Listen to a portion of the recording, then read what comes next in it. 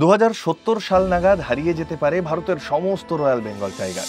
আজ থেকে 45 বছর পরে খোঁজ করেও মিলবে না বাঘ, এমনটাই জানাচ্ছেন বিজ্ঞানীদের একাংশ। ভারতের বিভিন্ন জাতীয় উদ্যানে সংরক্ষণ করা হয়েছে রয়্যাল বেঙ্গল টাইগারদের, যার মধ্যে কেবল পশ্চিমবঙ্গের সুন্দরবনেই রয়েছে 100টিরও বেশি বাঘ। কিন্তু আসন্ন ভবিষ্যতেও কি এমনটাই থাকবে? দ্বিধায় বিজ্ঞানী মহল। বাঘেদের এই বিলুপ্তির পেছনে কিন্তু মুখ্য কারণ একটাই, মানুষ।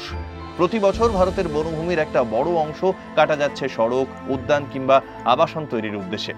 মানুষ ঢুকে পড়ছে তাদের জগতে, অথচ লোকালয়ে এসে পড়া বাঘেদের হত্যা করা হচ্ছে নির্বিচারে। পাশাপাশি বাড়ছে প্লাস্টিক দূষণ, জলাভূমি বুজিয়ে দেওয়া হচ্ছে।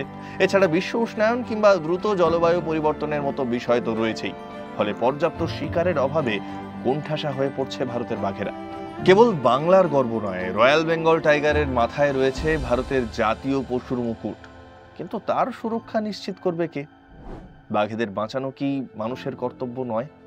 বিশ্ব ব্যাঘ্র দিবসে এ প্রশ্নই রইল আপামর মনুষ্য জাতির কাছে। ফলো করুন সংবাদ প্রতিদিন ডিজিটাল।